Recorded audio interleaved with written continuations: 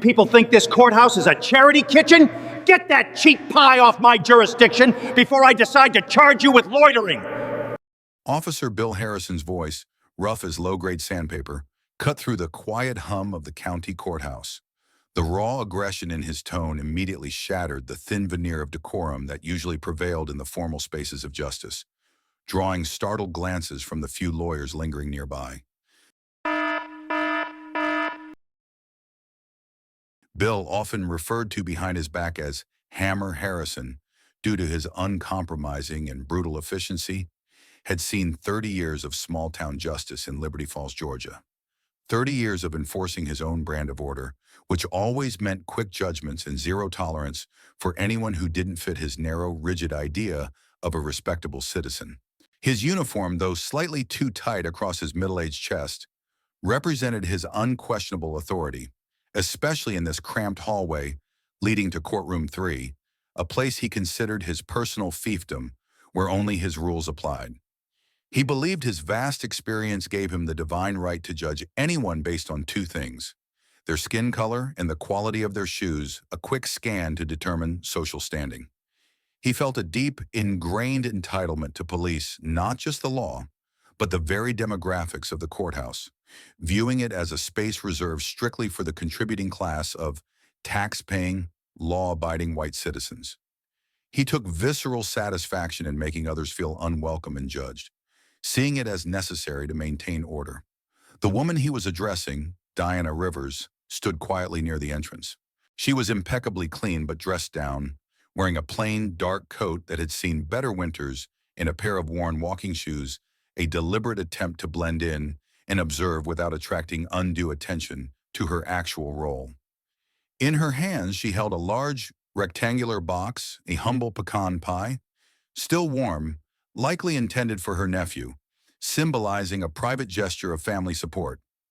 Diana's very presence, a young black woman, quietly observing the proceedings, carrying a homemade dessert, was, to Bill, a profound disruption.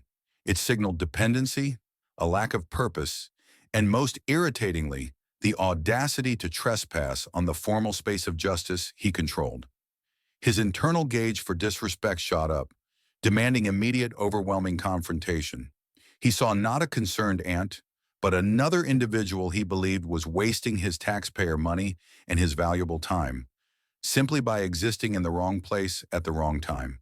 His language was crafted to sting without breaking official protocol, a tactic honed over decades of veiled prejudice. He spoke of charity and loitering, subtly accusing her of being poor and unproductive. His harsh words were designed to make her shrink, apologize, and retreat. Yet Diana met his gaze with an unnerving calm, a defiance more potent than any shouted protest. This quiet resistance only fueled Bill's anger, escalating the situation from a minor reprimand to a full-blown confrontation. He was determined to break her composure, to put her back in the place he believed she belonged. But what Bill didn't know was that the woman he was insulting, the one he judged by her worn coat and homemade dessert, was about to become the single most powerful figure in his entire life and career. Bill took a heavy, deliberate step toward Diana, the worn leather of his boots squeaking slightly on the polished floor. The sound was usually enough to silence a room, a small Pavlovian signal of impending trouble that everyone in the courthouse recognized and feared. The floor itself, Bill felt, resonated with his authority, a silent testament to the countless times he had exerted his will in this very corridor. But Diana simply shifted her weight, holding the pecan pie box closer to her chest, her expression unchanged, her steady gaze refusing to drop or betray any sign of fear. This composure was a direct insult to his reputation. Bill noticed the plastic holly and faded ribbon that someone had hung haphazardly on the wall as a gesture toward the upcoming Christmas season. The festive attempt at cheer, instead of softening his mood, hardened it into a bitter resolve. He viewed Christmas decorations in the courthouse as another sign of softness and bureaucratic waste. He had spent the last 2 weeks dealing with petty holiday theft and the stress of organizing the precinct's annual toy drive, a job he secretly hated, viewing the recipients as merely unearned burden on the system and a testament to the lack of personal responsibility he constantly condemned. This internal frustration, coupled with his ingrained belief system, projected entirely onto Diana. He saw her as part of the problem he had dedicated his life to controlling. The core of his rigid worldview was the idea that his 30 years of service granted him infallible judgment. He didn't need facts, due process, or even a proper investigation. He just needed a quick look and a strong gut feeling. And Diana's look, her calm, reserved demeanor, combined with her race and humble attire, screamed trouble to his ingrained prejudices. He decided to give her a piece of his mind, starting with the reason she was here, the boy inside. Diana was here for her nephew, Aaron Rivers, a young man of 17 who was terrified and bewildered inside courtroom 3. Aaron's story was typical of the miscarriages of Justice Bill often oversaw and tacitly encouraged. He was accused of stealing a car part from a dealership lot. The reality was that Aaron, who was saving money for community college, was helping an elderly neighbor repair a flat tire when the police arrived, responding to a vague, racially biased call about a suspicious person near the lot. The sight of a black teenager near a partially disassembled car was all the evidence Officer Harrison's colleagues needed. No witnesses, no actual theft, just a quick arrest based on ingrained racial profiling. The boy's public defender was already resigned to a conviction, citing the unfavorable optics of the case and the difficulty of fighting a biased system built to move fast and harshly against certain demographics.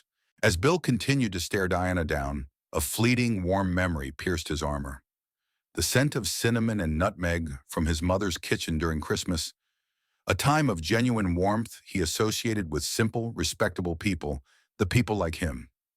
He had always suppressed these soft feelings, equating emotionality with weakness and sentimentality, traits he despised in law enforcement. Instantly, he pushed the memory away, replacing it with cold resolve, an internal hardening of his will. He would not be weak. He would reinforce the rules.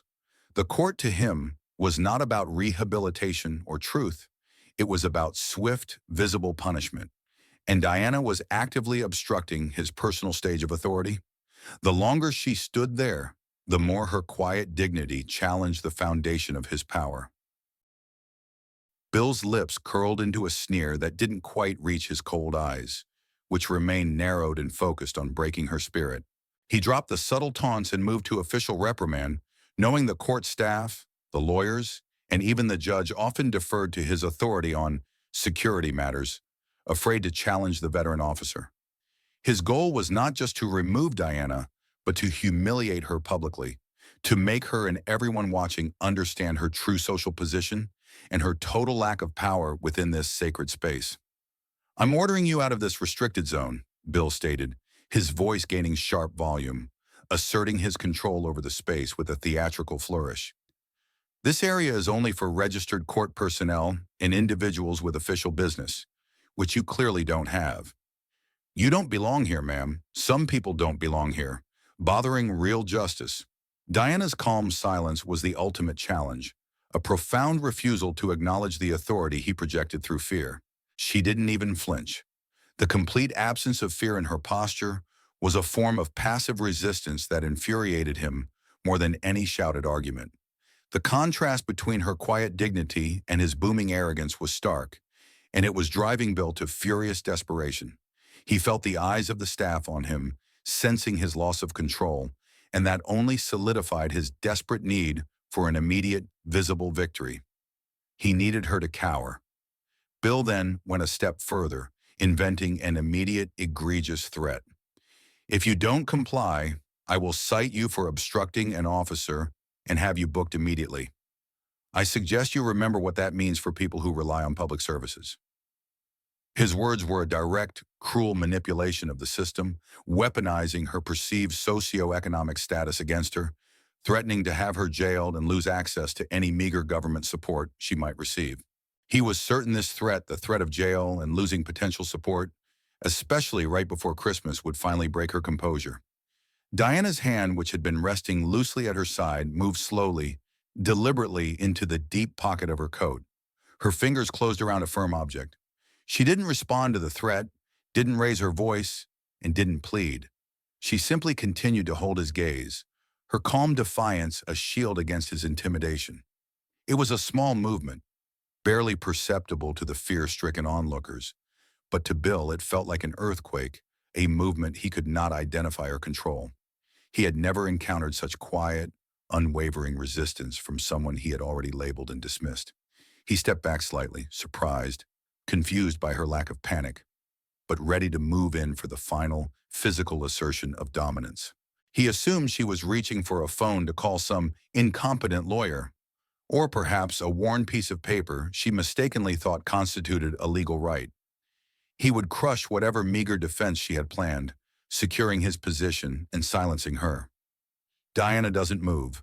She simply reaches into her coat pocket, her calm gaze unwavering, her fingers firmly gripping the metallic object, as if preparing to show him something that will fundamentally and irrevocably change everything. Did you honestly think a plastic card fixes bad behavior, ma'am? I've seen 'em all. You're just wasting my time. Bill's condescending dismissal of whatever Diana showed him was meant to shatter her confidence instantly. The tension in the hallway outside courtroom 3 was suffocating, like a rubber band stretched too thin, ready to snap at any moment. Diana, with unwavering calm, had slowly presented a thin, laminated card, a temporary police department ID pass, likely issued for initial entry or a brief internal assignment. Bill barely glanced at the photograph.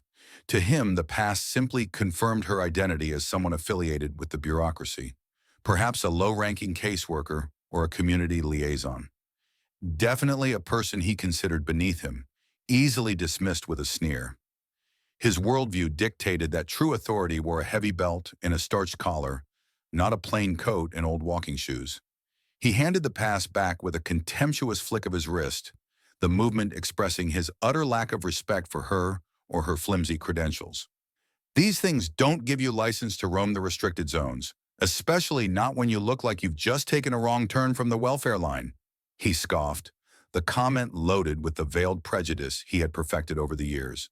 He wasn't overtly dropping racial slurs, which he knew could be reported, but he was using the coded language of class and contribution, words like wasting my time, unearned access, and the relentless focus on whether she contributed enough tax dollars to justify her presence.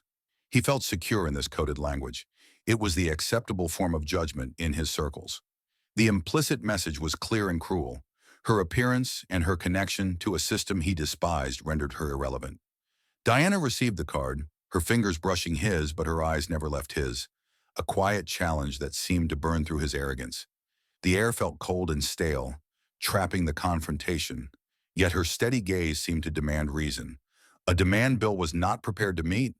Instead of justifying his rules, he doubled down on his personal attack, convinced that any moment she would break and flee. Bill, frustrated by Diana's continued composure, decided to ignore the thin excuse for authority the plastic card represented and lean into the fear he commanded. He knew the unspoken rules of this courthouse. Everyone in the vicinity was aware of Bill's power. They knew his reputation for punishing anyone who interfered with his brand of justice. The noise level in the hallway had dropped, replaced by a terrible silence that was punctuated only by the distant clack of a typewriter. In a quiet corner near the water cooler, an elderly court clerk named Eleanor watched the scene unfold. Eleanor had worked in this building for over 40 years, and her face was a roadmap of witnessed injustices and swallowed protests. She vividly remembered a time, nearly a decade ago, when a young, idealistic colleague had questioned Bill's harsh treatment of a defendant, and within a week was transferred to the basement archives and eventually forced out. Eleanor quickly looked down, pretending to sort a stack of files, her movements slow and deliberate, a practiced routine of self-preservation she had perfected over years of working under Bill's intimidation. Her silence and the silence of the lawyers who quickly diverted their paths illustrated the system's deep-seated complicity. Bill didn't need a witness. He had a silent, terrified audience that validated his authority far more than any official rank. Encouraged by the fear he felt radiating off the onlookers, Bill switched from institutional criticism to cruel, personal aggression. You know, if you really wanted to help your nephew, you'd be setting an example. he sneered, his voice dropping to a harsh whisper only Diana could hear. Instead, you're here bothering real justice, setting a terrible precedent. People like you should be focusing on, say, domestic duties, things that actually build a community, not drain it. You should be at home cooking, not trying to interfere with the law. He mocked her efforts to save Aaron, calling the boy a dead-end case and unsalvageable, dismissing any chance of reform or rehabilitation. His words were calculated to wound her dignity, aiming to strike at the heart of her perceived role as a woman, a family member, and a black citizen in his community. The weight of his experience, he felt, gave him the divine right to pass this personal sentence. Bill was now breathing heavily, his chest slightly heaving under the tight uniform, a clear sign that he was truly enraged by Diana's unyielding gaze. Her silence was not submission, it was defiance, and it was driving him over the edge. He had tried to crush her with veiled threats and public scorn, but she remained upright, composed, and utterly unbowed. The atmosphere was so thick that the subtle scent of cinnamon from the nearby Christmas decorations seemed offensively misplaced against the backdrop of his mounting rage. "Look at you," he hissed, his voice thick with contempt, the sound barely contained. "A cheap coat, a cheap card, and a cheap excuse for trying to save a criminal. This whole family is nothing but trouble, and I'm sick of subsidizing folks who don't contribute a single dime to keeping this city running." The accusation of draining resources was his most vicious weapon, an attack designed to delegitimize her very existence in the eyes of his silent, fear-stricken audience, turning them against her. Diana finally spoke, her voice low, measured, and completely even, contrasting sharply with his frantic aggression.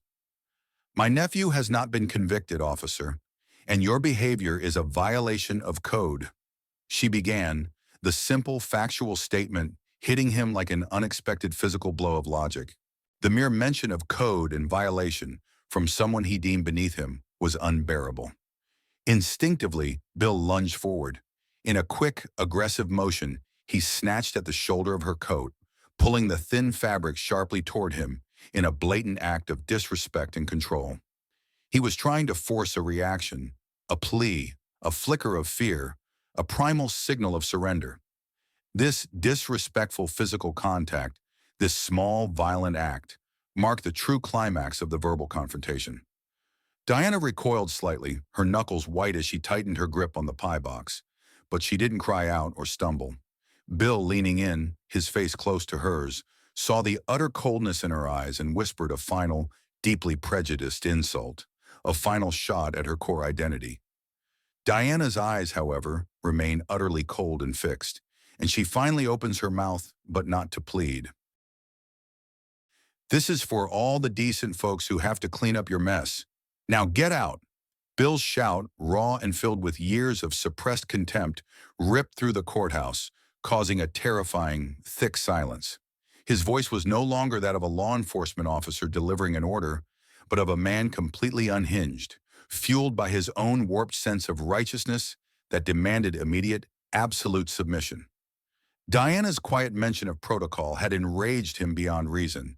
He felt she was undermining not just his authority, but the entire social hierarchy he believed he was ordained to defend. The word mess was a direct callback to his initial judgment, a vile summary of his prejudice against her, her nephew, and anyone he deemed undesirable or a drain on society. His ego, accustomed to immediate submission, was completely out of control. The very air seemed to vibrate with his anger, reaching an explosive pitch that warned of imminent physical violence. Bill delivered a final ultimatum, planting his feet firmly in the restricted zone, physically towering over Diana with aggressive body language. He felt humiliated because she refused to show the cowering obedience he expected. In his mind, he was fighting not just her, but the decay of the community he believed she represented, a fight for the soul of Liberty Falls. The intense confrontation did not go unnoticed. The small door to courtroom 3 cracked open, and the judge's assistant, a petite woman named Clara, peered out nervously. She instantly became an unwilling official witness to the officer's blatant abuse of power.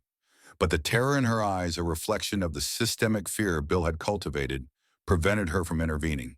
Her silent presence, along with the frozen forms of the lawyers and clerks nearby, only seemed to solidify Bill's certainty that he could act with impunity. His authority was a fortress built on their collective fear, and he was determined to prove its strength one last time. He knew the rules he was breaking, but to him, the end reasserting his dominance justified the means. He desperately needed her to shatter, to validate his 30 years of unquestioned control. The scene outside courtroom 3 became a terrible theater of injustice, watched by a silent, captive audience who had learned that silence was the safest form of survival. The fear radiated visibly from them, an uncomfortable energy that seemed to justify Bill's escalating aggression to his twisted mind. In a far corner, the young lawyer who had been defending Aaron, a nervous man fresh out of law school, reflexively raised his phone, his hands shaking violently, hoping to record the blatant violation. He was driven by a flash of moral courage and a recognition of the wrong being committed. But the sight of Bill's intense, red-veined face and the sheer, unbridled malice in his eyes made the young man quickly lower the device, stuffing it deep into his pocket. Fear of professional ruin, of becoming Bill's next target, triumphed over justice, creating a devastating record of complicity among the onlookers. Eleanor, the elderly court clerk, winced and instinctively clutched the gold cross hanging from her necklace, silently pleading for divine intervention. She silently pleaded for the conflict to end, her body language confirming the deep-seated knowledge that Bill was untouchable, protected by years of institutional silence. These quiet reactions, the failed attempt to record, the silent prayer were a devastating illustration of how deeply the system's fear had permeated the courthouse walls. Bill, sensing that he had broken the will of the onlookers, shifted his focus back entirely to Diana. He was no longer trying to remove her. He was trying to punish her. He leaned in, his voice dropping to a low, dangerous growl, delivering a final, cruel message that was pure, personal judgment, filled with years of racial and class contempt. His final words were designed to strip her of her human dignity before he acted. He had crossed the final, unseen line from enforcing the law to administering personal, racial judgment. He tightened his fists, his body tensing for the final, destructive act. The only thing standing in his way was her quiet integrity and the dangerous knowledge that he was making a choice he could never take back. In a sudden, shocking burst of motion, Bill violently shoved Diana back. It was not a calculated takedown or a restraining maneuver. It was a furious, two-handed push driven by raw, defeated ego that could tolerate no more defiance. The force of the blow was unexpected, causing Diana to lose her balance instantly. She stumbled backward, crashing into the hard wooden bench against the marble wall, the impact echoing dully. Her body absorbed the impact, stunned but not seriously injured. The sound of her coat hitting the wood was sickeningly loud in the silence. But the real casualty of Bill's blind rage was the symbol of her simple dignity, the pecan pie box. The fragile cardboard slipped from her grasp as she fell. The box hit the floor with a sickening, wet thud. The rich, caramelized filling in the flaky crust of the pie splattered outward onto the cold, gray marble floor near the wall. The destruction of the homemade dessert, a small, personal, almost sacrilegious act right before Christmas, was a devastating symbol of the wanton dignity he had destroyed. A small gasp escaped Clara, the assistant, before she quickly covered her mouth, too late to prevent the sight. Bill stood over Diana, breathing heavily, his uniform slightly askew, his face flushed. He was convinced he had won. He felt a fierce surge of satisfaction and dominance, believing he had finally put her in her place. He had finally forced her to recoil, to lose her footing, and to break. Diana lay stunned against the bench, her fingers brushing the splattered dessert, but her eyes, though shocked, held no tears, no plea. Bill, basking in his triumph, doesn't notice Diana slowly reaching inside her coat, not for a tissue or to cry, but to firmly retrieve something metallic and gleaming, her official badge, now ready to be revealed, marking the beginning of his inevitable end. Officer Harrison, I suggest you take 3 deep breaths and step away from me. You are officially relieved of duty. Diana's voice, now calm, firm, and infused with an unfamiliar authority, sliced through the dead silence left by Bill's violent act. The transformation was absolute. It was the voice of pure command, controlled and resonating with a clarity Bill had not heard from anyone in years. She pushed herself upright against the bench, moving with a sudden, controlled efficiency that belied the recent physical assault. The chaos around the splattered pie and the silence of the horrified onlookers seemed to solidify her control, rather than undermine it. Bill, still standing over her, breathing heavily and basking in his brief, pathetic victory, looked down expecting to see a woman scrambling for her belongings, or perhaps finally dissolving into tears. Instead, his gaze fell upon the object she now held steady in her hand. A heavy gold-plated shield, gleaming sharply under the cold fluorescent lights. The gold badge was not the simple silver shield of a line officer. It was a chief's badge, a star of command, significantly larger and more ornate than his own, representing the highest municipal authority. Affixed to it was a laminated ID card bearing the photograph of the woman he had just shoved. She held it steady, tilting it slightly so the light caught the embossed letters. Chief of Police, Liberty Falls PD. Diana, now Chief Rivers, didn't shout or gloat. She simply stated the facts in a tone that allowed no argument. My appointment took effect this morning, officer.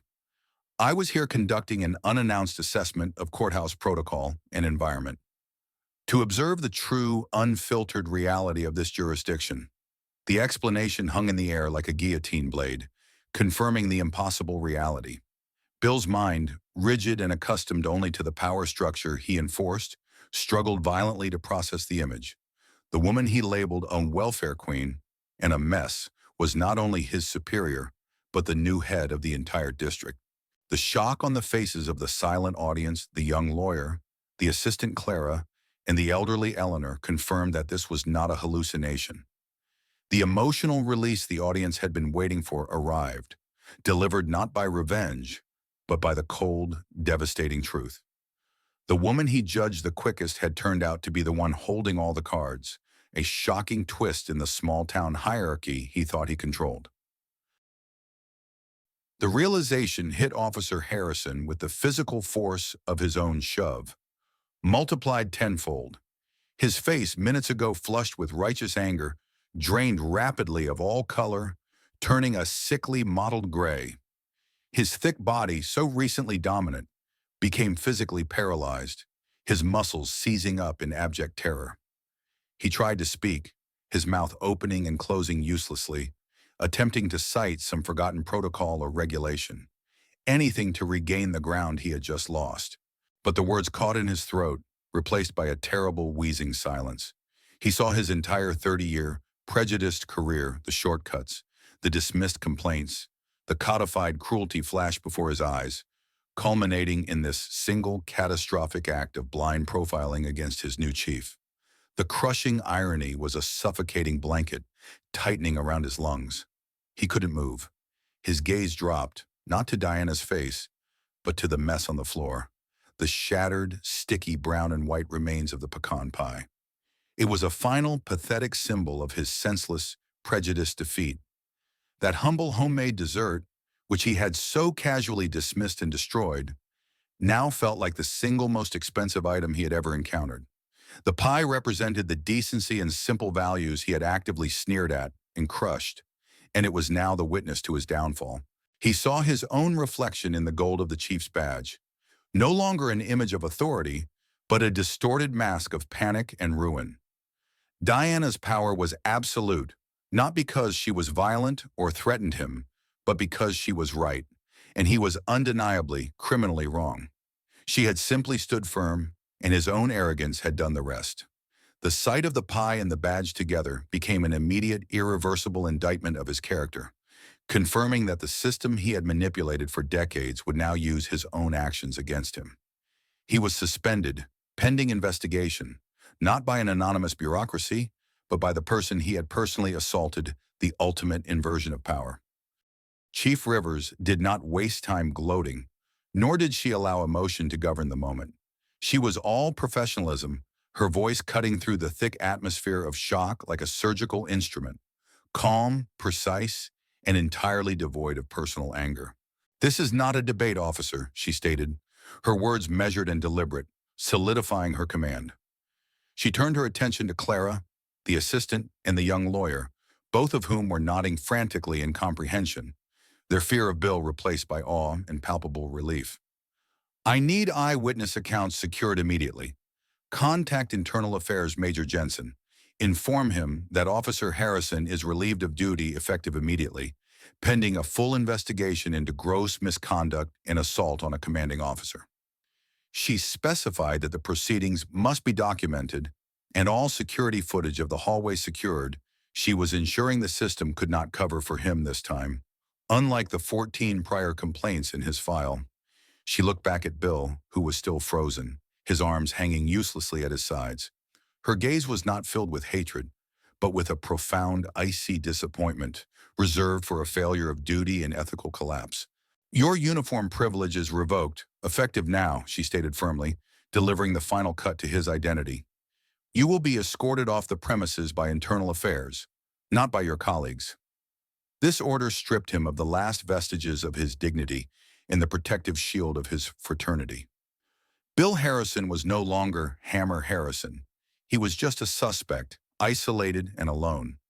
She then stepped carefully around the shattered pie, making sure to avoid the mess he had created, a physical gesture symbolizing her refusal to acknowledge his chaos.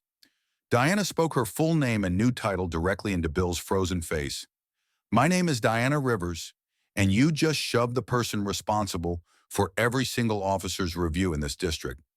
Consider yourself suspended, pending immediate investigation."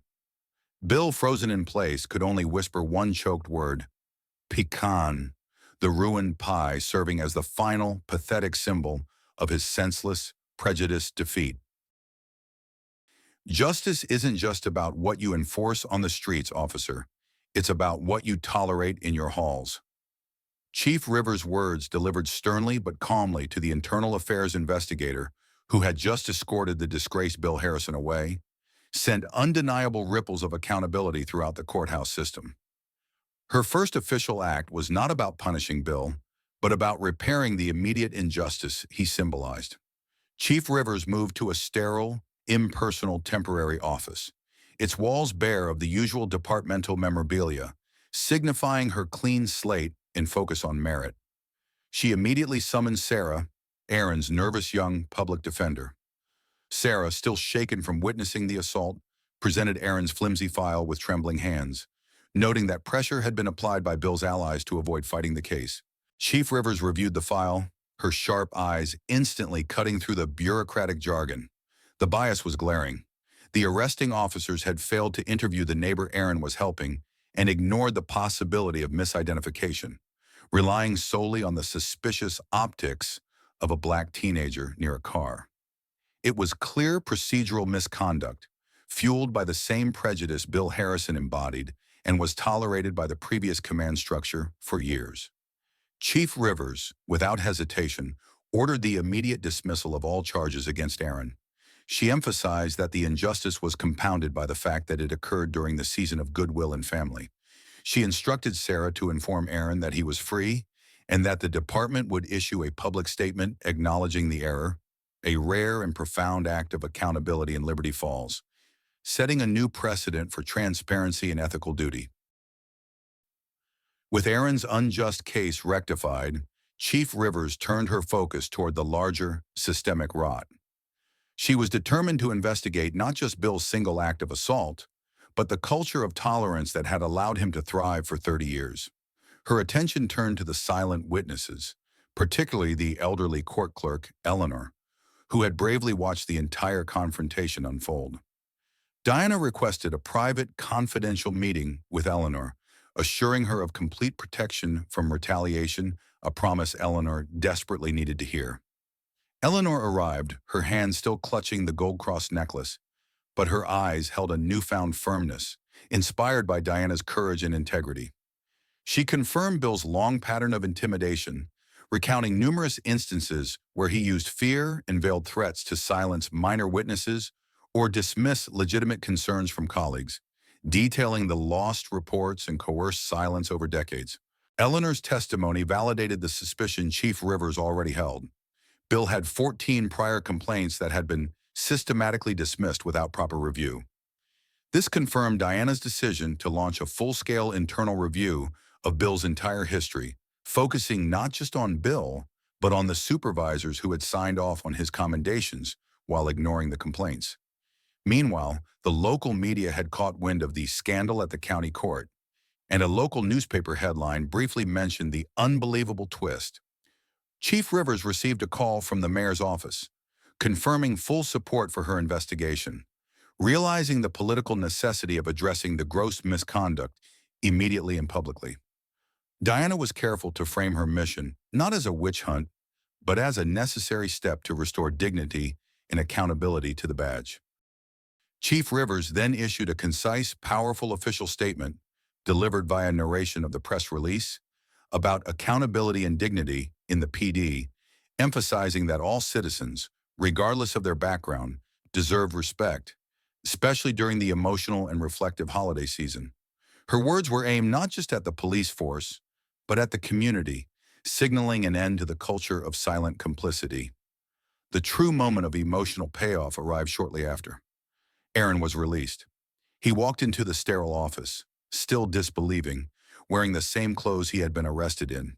He looked at his aunt, Chief Rivers, his eyes widening in comprehension of the immense sacrifice she had made, albeit indirectly, for his freedom. The immediate threat to his life and future had been lifted. He didn't speak. He simply ran to Diana, and their hugs symbolized the restoration of family and dignity over systemic prejudice. However, amidst the triumph, a moral dilemma emerged.